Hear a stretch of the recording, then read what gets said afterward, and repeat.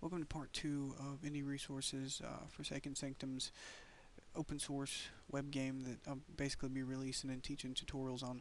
I wanted to kind of cover some things that I didn't get to on the last video. Most of these videos are going to be under 10 minutes. I like to leave them that way. Um, so what I kind of wanted to show you was when a new user registers, we do have classes, and each class has different stats they gain in the beginning, and this is all done through the database. It's very easy to add new classes. We can even build a backend, and I'll show you how, to where the admin can go in and just add classes however he wants. Let's go ahead and log back in. Let me go ahead and show you. There is a lot of scripts to this game. These are all the scripts. So there is going to be a lot of videos. Don't expect to build a game next week with this unless you're pretty proficient with PHP. But even then, you're going to have to go through quite a few of these scripts. And if you notice, each one of these has quite a few.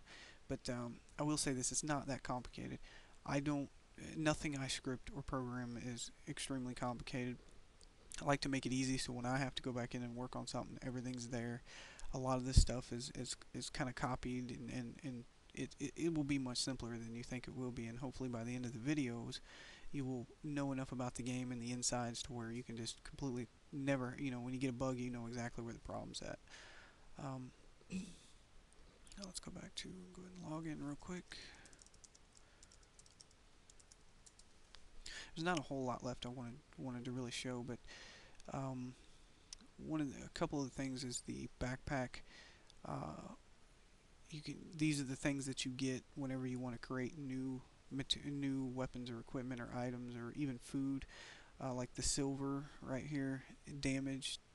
The mod is 2, so if you actually, you can craft an item up to 5 times. So you craft it once to build it, and then you have 5 more times you can craft on it. Whether you fail or pass, it uses up one of those. So each item is so dynamic in the way it's made and in the way it can be built in the end, that you're going to have all these different. And another thing is the players actually name the items.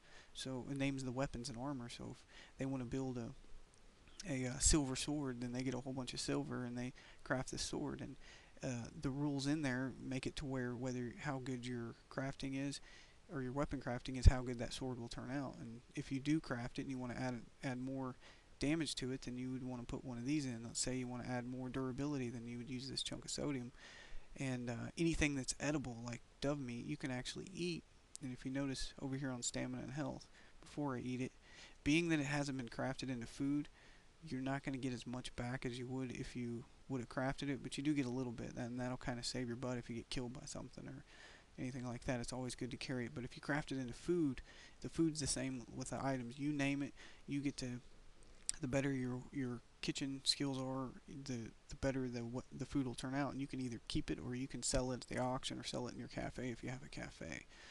Um, the weapons and armor, I don't have any right now, but you just have a type, which is like blade or knife or blunt or whatever else, and then you have a durability, a speed, a rating, a damage, and a basic status. And then the actual armor will have location hit. If you don't have boots, arms, legs, chest, if you get hit in the chest and you don't have chest armor, you do more. You take extra damage.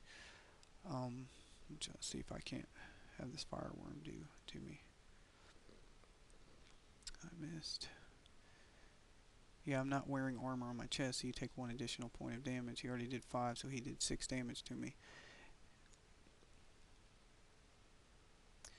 And that was kind of all I really wanted to show. I just want to make sure to hit everything here in the introduction, so we're not worrying about it in the other videos.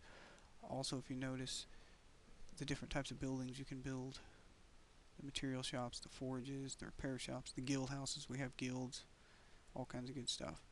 So I will be releasing the source soon. There'll probably be another 2 or 3 videos released before the source comes out, because I want to kind of go over a lot of things. We'll be using WAMP.